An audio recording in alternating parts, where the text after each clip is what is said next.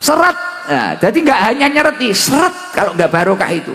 Kelihatannya banyak, miliatan, triliunan, tapi kalau nggak barokah, tidur nggak nyaman, napa-napa nggak nyaman, makan nggak enak, lihat istri nggak enak, lihat suami nggak enak, lihat orang itu kudu ngamuk, gitu. Tapi kalau barokah duame, kayak pendalu-pendalu kita di pinggir sawah tenang, ngerokok dul, alhamdulillah. Dunia kayak tak dewe. Itu kalau barokah. Nah, yang lain kontra. Oke, hiburan nggak usah mahal-mahal, zaroh ke Sunan Gunung Jati, wisata religi, wes seneng bahagia. Itu kalau barokah seperti itu. Nah, tadi malam saya naik Vespa, seneng wis naik Vespa, alhamdulillah. Tapi ternyata di kota Tegal kalau malam ya bahaya, banyak ciwi-ciwi yang katok pendek itu loh. Pusing saya. Pusing iya. Kalau ternyata kalau malam ngeri ya, jenengan ampun keluar malam ya. Bahaya, waduh. Itu bagi keimanannya yang teruji itu. Kota Tegal kalau malam jam 11 ke atas, Masya Allah, ini kenapa ini anak orang kok roknya pendek-pendek, Masya Allah, alhamdulillah. Ya nggak dilihat ya gimana, mau dilihat ya gimana, kita kan terlanjur dipanggil Gus, waduh, ya akhirnya dilihat aja. Masya Allah, alhamdulillah, ngeri-ngeri. Makanya ini luar biasa ini. Di sana banyak yang nongkrong di kafe-kafe, Masya Allah. Di sini Masya Allah. Di sini solehah, di sana solehot. Wah, ngeri saudaraku, ngeri-ngeri. Nah, makanya barokah itu seperti itu. Nah, kamu panjenengan seman pengen barokah nggih? Siapa tahu di sini hanya ada yang saya itu cuma usaha lapak Gus, saya usaha kecil Gus, saya gini, tapi anak saya 3, 4 ini waktunya kulain semua. Cukup kalau barokah, cukup gitu ya, cukup. Kakek-kakek kita itu usahanya cuma apa sih? Cuma warung di dalam pesantren, gorengan, es, ini loh. Tapi alhamdulillah cukup untuk biayai kita di pesantren. Nah, ini salah satu tanda barokah seperti itu. Nah, sekarang saya ingin menyampaikan resep tadi. Apa sih kuncinya barokah? Fa'alaihi ayyahfadha khamsata asya. Jagalah 5 hal ketika kamu bekerja. Yang pertama apa? Awwaluha alla yu'akhira syai'an min fara'idillahi ta'ala li ajlil kasbi. Wala yutkilan naksofiha. Jangan sampai kamu itu mengakhirkan atau meninggalkan dari fardu-fardunya Allah, atau bahkan mengurangi dari fardu-fardunya Allah karena pekerjaan panjenengan. Nah, contohnya kayak itu yang disampaikan mama janda itu tadi. Nah, wah belum janda. Wah belum, alhamdulillah. Ya duduk lagi. Ternyata belum janda. Tak kira janda. Kenceng banget suaranya ya. Jarak 100 meter denger loh sampai panggung. Masya Allah kayak tua masjid ya. Oh bater wong berbesi. Wah ini bojone iso mumet iki. Suaranya kayak tua masjid. Alhamdulillah. Jadi kunci keberkahan usaha yang pertama, awaluha alla yu'akhiru syai'an min fara'idillahi ta'ala li ajlil kasbi wa la yut'ilan naqsofiha. Jangan sampai karena kesibukan pekerjaan panjenengan kemudian panjenengan itu tadi meninggalkan fardu-fardunya Allah. Makanya tadi saya sampaikan, Mas Wawan, ini istimewa. Jenengan berkah insya Allah. Jenengan masih dapat undangan, belum berangkat, berangkatnya masih besok. Jenengan sudah tasyakuran membahagiakan orang banyak, sudah ngajak ngaji orang banyak. Nah ini penting, secara tidak langsung berarti ini menjadi satu poin untuk mempertahankan keberkahan dari usahanya. Semoga tambah barokah. Jadi kalau pengen barokah kuncinya yang pertama yaitu jangan sampai karena kita repot kemudian kita meninggalkan fardu-fardunya Allah. Jangan sampai gak sholat. Makanya orang punya banyak uang seperti apapun, usahanya besar apapun, tapi kalau gak sholat pasti gak tenang. nggak tenang, hatinya nggak tenang. Tapi kalau orang itu istiqomah, konsisten ibadahnya, ketika dia memang sudah mampu untuk haji, dia berangkat haji. Ketika dia mampu untuk umroh, dia umroh. Dia menunaikan kewajibannya. Waktunya zakat, dia zakat. Waktunya puasa wajib Ramadan, dia puasa. Dan karena pekerjaannya, karena kesibukannya, kemudian fardu-fardu itu dijaga terus.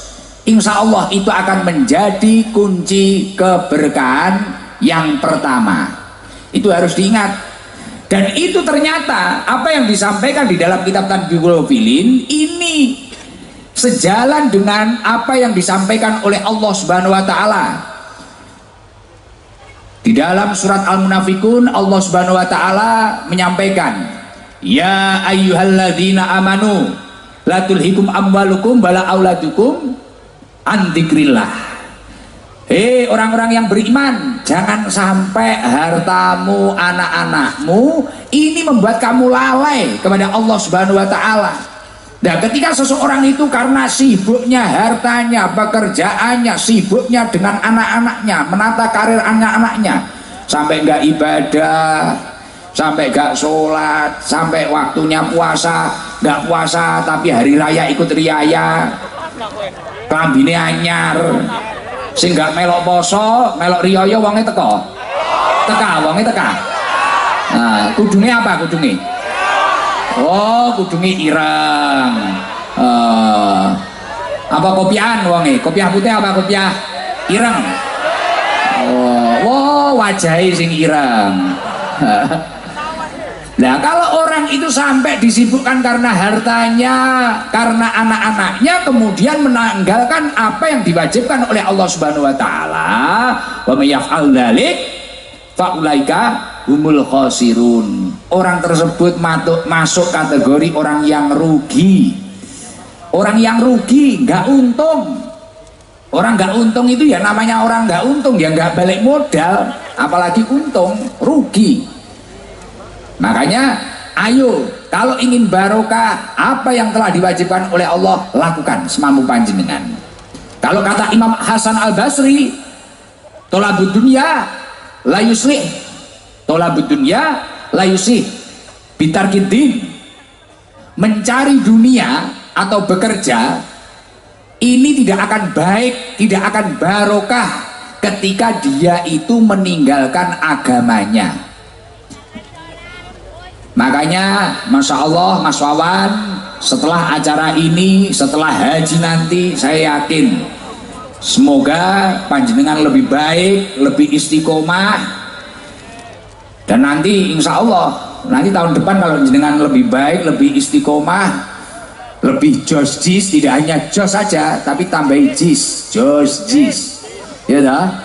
Saya nanti tak datang ke Brebes lagi nanti, nyambangi Gus Wawan Yai. Nah, ini istimewa ini. Makanya harus dipertahankan itu. Jangan sampai karena kesibukan kita kemudian kita itu bitarkidin meninggalkan agama kita. Lah kunci yang keberkahan yang nomor 2 apa toh Gus? Kunci keberkahan yang nomor 2 adalah wasani la yu'diya ahadan min khalqillahi ta'ala li ajli kasbi. Ketika kita itu sibuk bekerja, jangan sampai kita itu menyakiti orang lain atau menjatuhkan orang lain. Itu kalau bahasa anak mudanya, brandinglah usahamu setinggi mungkin, sebaik mungkin, promosikan sebaik mungkin, tapi jangan sampai mematikan cahaya orang lain, jangan sampai menyakiti orang lain, hak orang lain diambil, jangan sampai. Jangan lihat hasil survei membuktikan banyaknya orang yang usaha kemudian sambil mencaci, menyakiti orang lain atau memakan hak orang lain, pasti tidak akan lama. Pasti tidak akan lama. Tapi kalau dia itu hanya fokus dengan usahanya, fokus dengan dirinya, keluarganya, ibadahnya, kemudian hak-hak orang lain itu dipenuhi dengan baik, pasti orang itu akan melesat. Insya Allah akan tambah jaya, tambah sukses. Semoga Mas Wawan tambah sukses, tambah jaya.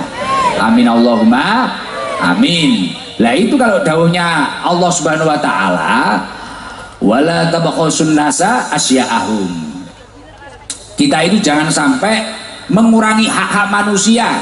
Jangan sampai dalam usaha kita, dalam bisnis kita, dalam kesibukan kita, ya contoh nggak usah jauh-jauh, warung-warung kecil kayak gini loh, lapak-lapak kaki lima ini loh, jangan sampai kemudian wah ini tahu saya lebih enak, wah ini enak, itu nggak enak, itu apa, atau bahkan cari dukun, cari apa, itu nggak penting. Fokus, wes ini baik, ini apa, ada orang ternyata beli sana beli sana, kita tenang saja, rizki itu sudah ada yang ngatur. Nahnu qasamna bainahum ma'isyatahum fil hayati dunya, semua orang itu sudah memiliki jatahnya masing-masing. Bahkan ujiannya manusia itu masing-masing, ujiannya sendiri-sendiri, jatahnya sendiri-sendiri. Jadi kita nggak bisa menata hidup kita, wes pasrah saja. Nah makanya itu penting, itu menjadi kunci yang nomor 2. Kalau kata Rasulullah, la dzarara wala diror, jangan sampai kita itu membahayakan diri kita atau membahayakan orang lain. Oke, jalan saja. Makanya Rasulullah juga menyampaikan al muslim man salimal muslimun min lisanihi wa yadihi. Jadi seorang muslim itu adalah muslim yang muslim lain itu selamat dari kejahatan lisannya dan tangannya. Jangan sampai kita itu menjadi orang yang jahil. Kita harus santai. Nah itu akan menjadi kunci keberkahan usaha yang nomor 2. Yang nomor 3, kunci keberkahan yang nomor 3 itu apa? Yang nomor 3 yakni ayaksida bikasbihi istighfafan wali ayaksida bikasbihi istighfafan li nafsihi wali iyalih wala yaksida bihi al jam'a wal kathroh. Ketika kita bekerja, nyun sewu, mohon maaf, biasanya ada orang itu yang bekerja kemudian karena salah niat, salah tujuan, kemudian di tengah jalan banyak mengalami problem atau kegagalan. Nah, kunci keberkahan yang nomor 3 apa toh? Ketika kamu itu bekerja, ayaksida bikasbi istafafan li nafsi wali iyalihi wala yaksida bihi al jam awal kasroh. Kita itu kalau bekerja harus memiliki niat yang baik.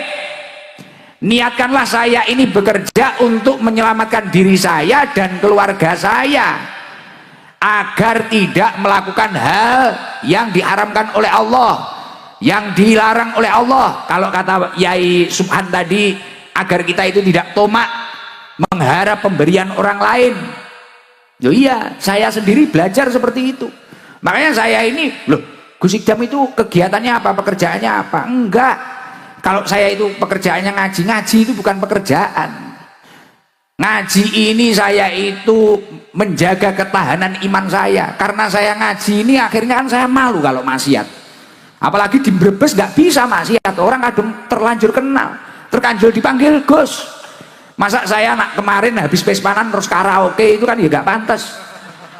Terus saya cari LC gitu, oh ya gak pantas ya gitu. Oh ini Gus apa? Saya ngaji ini bukan pekerjaan. Ini salah satu ikhtiar saya menjaga ketahanan iman saya. Akhirnya ketemu orang, kita berusaha menata akhlak yang baik. Nggih. Loh kok sebenarnya diajak foto itu capek nggak? Wah capek. Apalagi mak-mak foto pisan kurang bener, ganti lagi, miring lagi, kadang kudu nyosor ae. Loh saya ini di Brebes sama Tegal hampir ternodai loh kemarin Pak Kapolres. Ini hampir ternodai saya, waduh dari atas nggak bisa, dari tengah, waduh lato-lato saya terancam. Berat ini, waduh ini. Wah apalagi di kantor wali kota itu, di kantor wali kota Tegal, waduh penuh ini. Gus dari atas mau salaman nggak bisa, tengah nggak bisa, waduh ada yang dari bawah, langsung tak amankan lato-lato ini. Ini bahaya. Jadi pekerjaan itu harus diniatkan untuk menyelamatkan dirinya dan keluarganya dari sesuatu yang diharamkan oleh Allah. Wala yaksida bihi al jam'a wal kasroh. Jangan sampai kita itu memiliki pekerjaan, niat kita itu wah agar saya banyak, agar saya lebih kaya dari dia, agar saya mengumpulkan harta banyak. Jangan seperti itu. Lah itu niat yang salah. Nggak mampu jenengan jadi CEO, Sulit untuk jadi kayak Pak Beni, kayak Pak Andri, kayak Mas Wawan, sulit. Iya, kalau niatnya kayak gitulah. Kadang kita kan kerja itu dendam. Mungkin di sawah dia lebih bagus. Wah, kita gini. Nah, tetangganya beli Avanza, pusing, Avanza dimasukkan kepala. Dipikir sampai subuh. Katanya banyak utang kok mampu beli Avanza.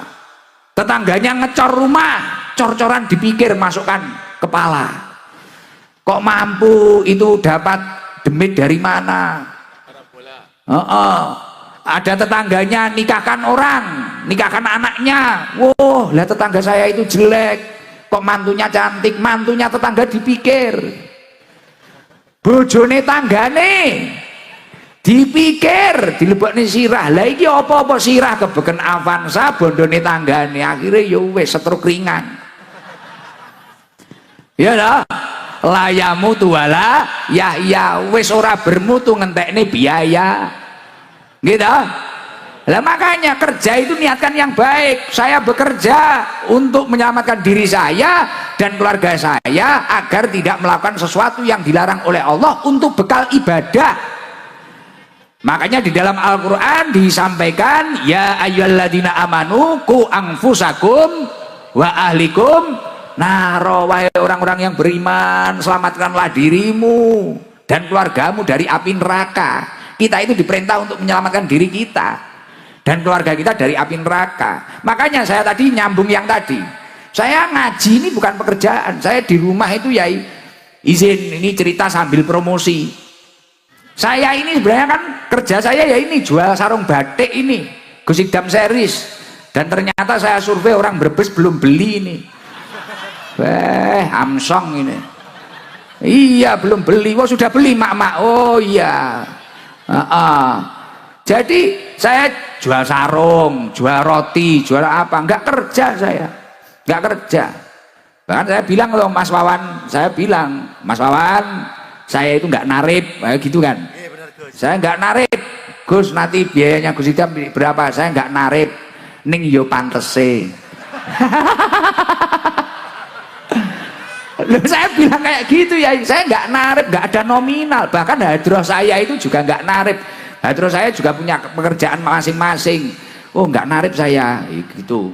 Itu kerja biar nggak tomak, biar nggak tomak. Jadi kunci berkahnya pekerjaan yang nomor 3, niatkan semua pekerjaan panjenengan untuk menyelamatkan diri panjenengan dari sesuatu yang diharamkan oleh Allah, agar nggak minta-minta, agar nggak tomak, dan niatkan untuk bekal ibadah kepada Allah.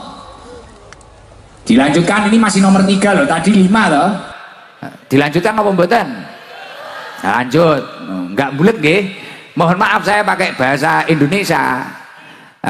Karena saya nggak paham bahasa ngapak, dan tadi infonya istrinya Pak Beni itu nggak paham bahasa Jawa. Jadi nanti biar bisa paham semua. Padahal saya itu biasanya kalau nggak bahasa Jawa, bahasa Inggris saya. Jadi agak sulit, bahasa Indonesia agak sulit. Karena yaitu CEO sarung itu tadi. Jadi kunci keberkahan suatu usaha yang nomor 4 apa? Ar-rabi'u ala yujida nafsahu bil kasbi jiddan. Ketika kita bekerja, kita tidak boleh terlalu menforsir diri kita. Kadang kan ada orang itu pengen cepet kaya, kaki di kepala, kepala di kaki, ibadahnya ditinggal, sholatnya ditinggal, pagi berangkat pulang malam, malam berangkat lagi, terus sampai lupa kesehatannya, lupa keluarganya, lupa ibadahnya. Ternyata ketika panjenengan semua itu belajar di kitab-kitab salafus soleh, itu cara yang salah. Makanya Rasulullah Shallallahu Alaihi Wasallam menyampaikan, kamu rajin boleh, inna li rabbika alaika haqqan, tapi kamu harus paham ada hak yang harus kamu penuhi kepada Allah. Kamu harus beberapa waktu istirahat, sujud, mujahadah, memohon kepada Allah, meminta kepada Allah. Karena di balik ikhtiarmu, usahamu, penentunya tetap Allah Subhanahu wa ta'ala. Al asbab, kata Imam Ibnul Qayyim, la tughni anka syai'an illa bi'nillah. Usaha atau semangatmu apapun itu hanyalah pelantara, tidak akan membuahkan hasil kecuali Allah menurunkan izinnya untuk kamu sukses. Makanya kalau bisa awan macul bumine Allah, bengi macul langite Gusti Allah. Ini kalau vertikal horizontalnya imbang, aman untuk dekengan pusat, saldonya unlimited, tanahnya puluhan hektar kayak Pak Beni CEO, nggak kayak Gus Idam melas kuru kayak gak kopen. Nah itu jangan sampai kita itu dalam bekerja seperti itu. Innali rabbika alaika hakon, kamu harus paham hak yang harus kamu penuhi kepada Allah. Wali nafsika alaika hakon, kamu boleh rajin tapi kamu harus ingat kesehatan tubuhmu. Sesekali tubuhmu harus kamu tidurkan. Kalau habis bayaran, habis dapat uang, beli sate. Sate apa? Sate Brebes. Blengkong. Sate yang masyhur di sini itu loh. Blengkong ya, belum makan loh itu, belikan loh Mas nanti. Ya belum makan loh saya, malah inget ini. Iya, belum makan ini. Masih makan camplang tok apa-apa Mas? Camplang ya apa itu? Gamblang. Ya jamblang. Tadi jamblang sudah saya. Kalau sate belum, malah pengen sate aku. Apa udah aja ngajinya ini? Jadi kita itu sesekali ya gitu. Bukan kok itu boros, enggak, sesekali lah, 1 bulan sekali, 2 kali, habis dapat rezeki, healing lah, healing, family time.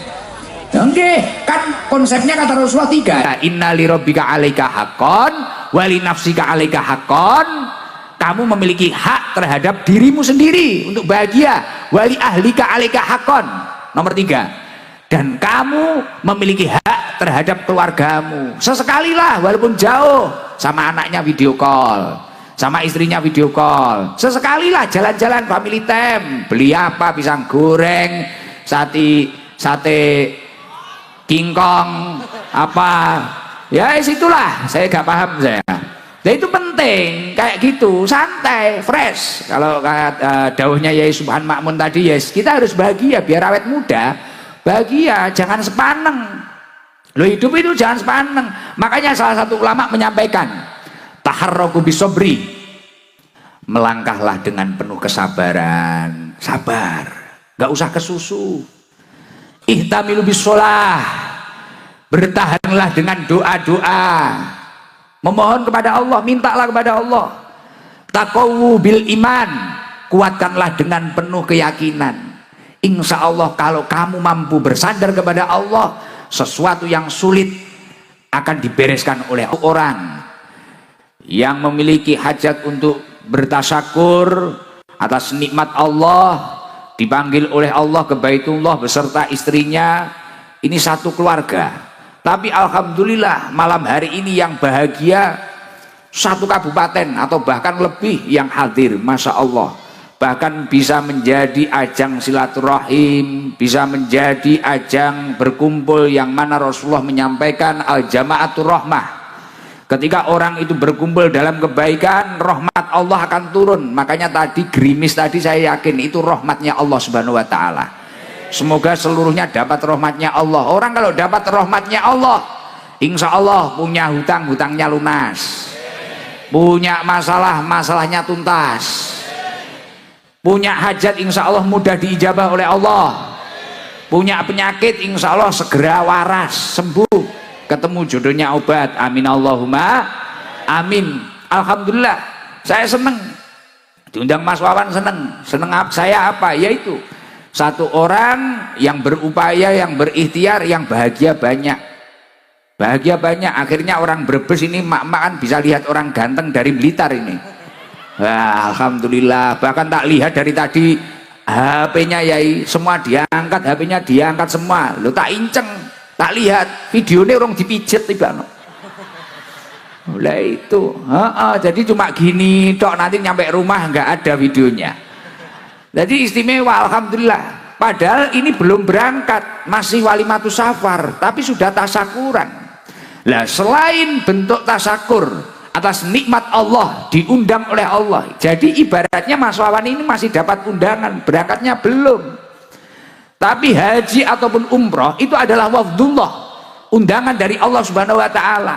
Lah saking bahagianya mendapatkan undangan, akhirnya Mas Wawan sampai bilang ke Pak Beni, sampai apa, cari tempat, sampai bilang ke Pak Kapolres gimana perizinannya untuk mengumpulkan seperti ini, ikhtiarnya luar biasa. Lah ketika bentuk syukurnya itu tadi benar-benar baik, jadi syukur yang baik itu yang seperti apa toh? Kalau kata Imam Ghazali, orang itu kalau syukurnya sudah kualitas tinggi, bentuk syukur yang baik itu adalah istiqmaluha fima yuhibbul mun'im. Dia itu mampu menggunakan nikmat yang telah diberikan oleh Allah ini untuk suatu hal yang dicintai oleh Allah Subhanahu wa Ta'ala. Ya contohnya kayak Mas Wawan malam hari ini punya nikmat, alhamdulillah bawang merahnya lancar, alhamdulillah usahanya lancar, digunakan untuk hal yang dicintai Allah, daftar haji. Nah setelah daftar haji, panggilannya keluar, undangannya keluar, masih nggak terima, syukuran lagi, menghadirkan pengajian, menghadirkan Gusnya Garangan itu tadi, ngajak sholawatan, ngajak zikir, ngajak ngaji, orang puluhan ribu hadir, Masya Allah. Ini yang dinamakan istiqmaluha fima yuhibbul mun'im, menggunakan nikmatnya, anugerah dari Allah, atau kata Mbah Yai tadi, yang disampaikan Mbah Yai tadi, fadl dari Allah, fadlun minallahnya itu digunakan untuk hal yang dicintai oleh Allah. Lah ketika syukurnya ini sudah berhasil, nikmat yang dianugerahkan oleh Allah digunakan untuk hal yang dicintai oleh Allah, maka akan menjadi asyukru qayyidun lil maujud. Syukur itu dapat mengikat nikmat yang sudah ada. Artinya ketika memiliki nikmat keluarga, keluarganya tambah barokah. Ketika memiliki nikmat usaha, usahanya tambah barokah. Wa sayyidun lil mafqud. Dan ketika seseorang itu mampu bersyukur atau menggunakan nikmat itu untuk hal yang dicintai oleh Allah, sayyidun lil mafqud, nikmat yang belum ada itu akan mudah tertarik kepada dirinya. Artinya dengan syukur itu menarik nikmat yang belum ada. Semoga berkah acara malam hari ini, nikmatnya Mas Wawan sekeluarga tambah-tambah. Amin Allahumma amin. Dan ternyata ketika saya itu membaca di dalam beberapa kitab, Yai, ketika seseorang ini memiliki nikmat kemudian melakukan fardu-fardunya Allah atau sesuatu yang diwajibkan oleh Allah, ini juga menjadi salah satu poin untuk menjaga keberkahan suatu usaha. Jadi Mas Wawan, jenengan beruntung, jenengan buat acara ini mengeluarkan biaya, besok haji juga mengeluarkan biaya. Selain itu menunjukkan rasa syukur panjenengan, ternyata itu menjadi salah satu poin seseorang itu memiliki usaha yang barokah. Jadi kalau orang punya usaha, kemudian orang itu tadi kok mampu melakukan untuk kebaikan, untuk taat kepada Allah, untuk melakukan fardu-fardunya Allah, maka selain itu sebagai bentuk rasa syukur, itu menjadi satu poin seseorang itu memiliki usaha yang barokah.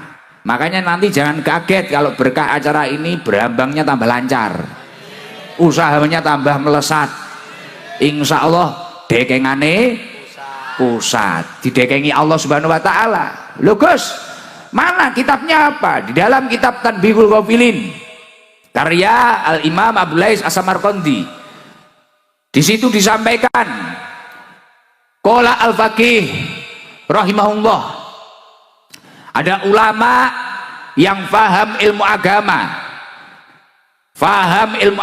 beliau menyampaikan man aroda ayyakuna kasbuhu thayyiban, Barang siapa yang menginginkan usahanya itu baik, usahanya itu barokah, mohon maaf, selain Mas Wawan, seluruh yang hadir ini pengen usahanya barokah apa enggak?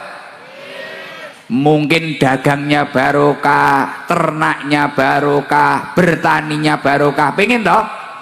Barokah seperti yang disampaikan Yai tadi di dalam beberapa kitab. Barokah itu ziyadatul khair, bertambah-tambahnya kebaikan. Jadi kebaikan orang tersebut bertambah. Semisal bertambah hartanya juga untuk amal soleh, juga untuk ibadah. Umurnya juga barokah, lingkungannya juga barokah. Lah itu barokah, ziyadatul khair, bertambah-tambahnya kebaikan. Lah jenengan semua pengen usahanya barokah toh? Misal di sini ada yang jual sempol, jual cilok, jual soto, jual nasi apa, ada yang petani padi, petani jagung, ada petani berambang, ada apalah. Lah semuanya pasti pengen usahanya barokah. Pengen barokah nggih? Lah di dalam kitab Tanbihul Ghafilin disampaikan, man aroda ayyakuna kasbu thayyiban, barang siapa menginginkan usahanya barokah, fa'alaihi ayyahfadha khamsata asya, jagalah 5 hal. Jadi mungkin loh Gus, saya ini banyak uangnya Gus, usaha loh. Jadi usaha itu kalau barokah, contoh usaha barokah itu gimana toh? Semisal orang itu hanya punya sapi mungkin 1, tapi kalau barokah anaknya 5, punya anak 5, tapi waktunya nyekolahin anak alhamdulillah cukup, waktu bayar pondok alhamdulillah cukup. Kelihatannya orang itu cuma punya sawah 1 petak, tapi kalau barokah anaknya itu banyak, anaknya 4 atau apa, waktu nyekolahin, muliain, waktu mondokin cukup semua, itu barokah. Dan di keluarga itu adem, ayem, hawanya bahagia. Pernah lihat orang-orang dulu, pendahulu-pendahulu kita gitu, kadang cuma pakai sepeda berangkat ke sawah, rokok linting, kopi ini diadai botol aqua, tapi bahagia. Anaknya 13, anaknya 11, tapi yang 6 bisa jadi sarjana, nanti sisanya itu bisa jadi haji semua. Nah itu karena barokah. Tapi banyak pun kalau tidak barokah, nyereti kalau bahasa Jawa Timurnya, kalau bahasa Brebes apa? Seret. Nah, jadi nggak hanya nyereti, seret kalau nggak barokah itu. Kelihatannya banyak, miliatan, triliunan, tapi kalau nggak barokah, tidur nggak nyaman, napa-napa nggak nyaman, makan nggak enak, lihat istri nggak enak, lihat suami nggak enak, lihat orang itu kudu ngamuk gitu. Tapi kalau barokah duame, kayak pendahulu-pendahulu kita di pinggir sawah tenang, ngerokok dul, alhamdulillah, dunia kayak tak dewe. Itu kalau barokah. Nah yang lain kontrak. Oke, hiburan nggak usah mahal-mahal, zaroh ke Sunan Gunung Jati, wisata religi, wes seneng bahagia. Itu kalau barokah seperti itu. Nah, tadi malam saya naik Vespa, seneng wis naik Vespa, alhamdulillah. Tapi ternyata di kota Tegal kalau malam ya bahaya, banyak ciwi-ciwi yang katok pendek itu loh. Pusing saya. Pusing iya. Kalau ternyata kalau malam ngeri ya, jenengan ampun keluar malam ya, bahaya. Waduh, itu bagi keimanannya yang teruji itu. Kota Tegal kalau malam jam 11 ke atas, masya Allah. Ini kenapa ini anak orang kok roknya pendek-pendek, masya Allah, alhamdulillah. Ya, nggak dilihat ya gimana? Mau dilihat ya gimana? Kita kan terlanjur dipanggil Gus. Waduh, ya akhirnya dilihat aja. Masya Allah, alhamdulillah, ngeri-ngeri. Makanya ini luar biasa ini. Di sana banyak yang nongkrong di kafe-kafe, masya Allah. Di sini masya Allah. Di sini solehah, di sana solehot. Wah, ngeri saudaraku, ngeri-ngeri. Nah, makanya barokah itu seperti itu. Nah, kamu panjenengan seman pengen barokah nggih? Siapa tahu di sini hanya ada yang saya itu cuma usaha lapak Gus, saya usaha kecil Gus, saya gini, tapi anak saya 3, 4 ini waktunya kulain semua. Cukup kalau barokah, cukup gitu ya, cukup. Kakek-kakek kita itu usahanya cuma apa sih? Cuma warung di dalam pesantren, gorengan, es, ini loh. Tapi alhamdulillah cukup untuk biayai kita di pesantren. Nah ini salah satu tanda barokah seperti itu. Nah sekarang saya pengen menyampaikan resep tadi. Apa sih kuncinya barokah? Fa'alaihi ayyahfadha khamsata asya. Jagalah 5 hal ketika kamu bekerja. Yang pertama apa? Awaluha alla yu'akhira syai'an min faraidillahi ta'ala li ajil kasbi wala yudkhilan naqsofiha. Jangan sampai kamu itu mengakhirkan atau meninggalkan dari fardu-fardunya Allah, atau bahkan mengurangi dari fardu-fardunya Allah karena pekerjaan panjenengan.